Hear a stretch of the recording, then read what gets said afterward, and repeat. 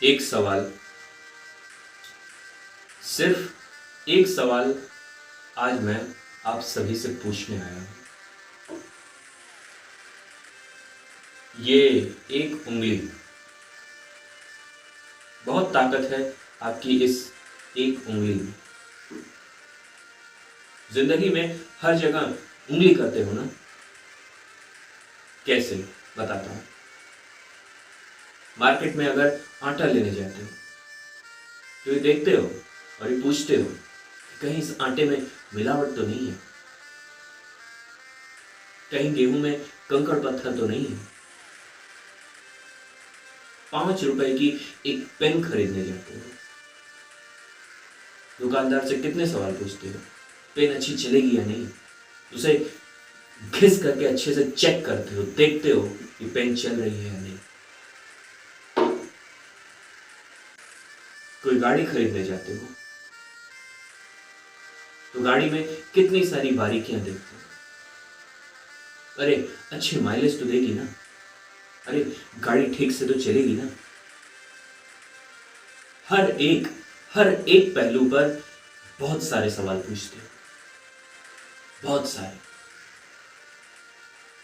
लेकिन जब बात अपनी सरकार चुनने की आती है, अपना मुखिया चुनने की आती है, तो फिर सवाल क्यों नहीं पूछते? कहां चली जाती है ये सारी बातें उस समय जब बात एक मुखिया चुनने की आती है? चाहे वो आपका विधायक हो, चाहे वो आपका सीएम हो, चाहे वो आपका पीएम हो। कई साल पहले कबीरदास कह गए कि जात न पूछो साधु की, पूछ लीजिए ज्ञान। मोल करो तलवार का, पड़ा रहन दो म्यान। जाति सिर्फ एक म्यान है, इससे ज्यादा कुछ नहीं। आज जो आपको दारू चिकन देकर, आपको कुछ पैसे देकर आपकी इस एक उंगली की ताकत खरीद रहा है, आपके वोट की ताकत वो आपसे खरीद रहा है, तो कल को जब सड़क नहीं बनवाएगा तो आप ही की बाइक को नुकसान होगा, और बाइक से ज्यादा अगर आपका एक्सीडेंट हो गया तो आपका नुकसान होगा, और आपका स्वास्थ्य बाधित हुआ तो आपके पूरे परिवार की जिंदगी बाधित। पूछो उससे, जब वो वोट मांगने आता है तो पूछो उससे, और बल्कि उससे साइन करवाओ कि आने वाले 5 सालों में तुम मेरे लिए क्या करोगे, मेरे परिवार के लिए क्या करोगे, इस समाज के लिए क्या करोगे, मेरे बच्चों के भविष्य के लिए क्या करोगे। अगर मैं बीमार पड़ गया और मैं काम करने के लायक नहीं रहा तो मेरे लिए क्या?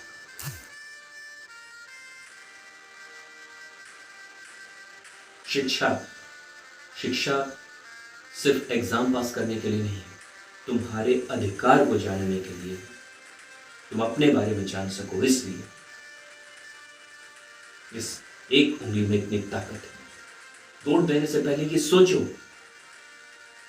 कि जिस इस इंसान को तुम वोट देकर बैठा रहे हो कुर्सी पर, उसे तुम्हारी परवाह है या नहीं, उसे कुर्सी की परवाह है या तुम्हारी परवाह है। इस एक उंगली में आप सभी की इतनी ताकत है।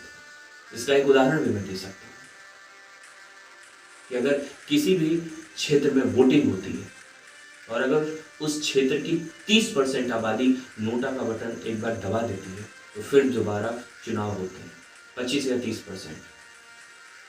फिर अगर नोटा का बटन दबाती है तो फिर से दोबारा चुनाव होते हैं, और अगर फिर उस 30% आबादी ने नोटा का बटन दबा दिया तो फिर से चुनाव होते हैं। क्योंकि अगर जितने भी लोग चुनाव में खड़े हुए हैं, अगर 30% लोग भी एक हो जाएं और उन्हें ऐसा लगे कि जितने भी 5, 6, 7, 10 व्यक्ति चुनाव में खड़े हुए हैं वो चुनाव में खड़े होने के योग्य नहीं है, तो आप अगर नोटा का बटन लगातार 3 बार दबा दोगे तो यकीन मानिए केंद्र सरकार तक हिल जाएगी। ये ताकत है आपकी इस एक उंगली में। इस एक उंगली की इतनी बड़ी ताकत है। अपनी ताकत को पहचानो, अपनी इस उंगली की ताकत को पहचानो, अपनी ताकत को पहचानो। जय हिंद।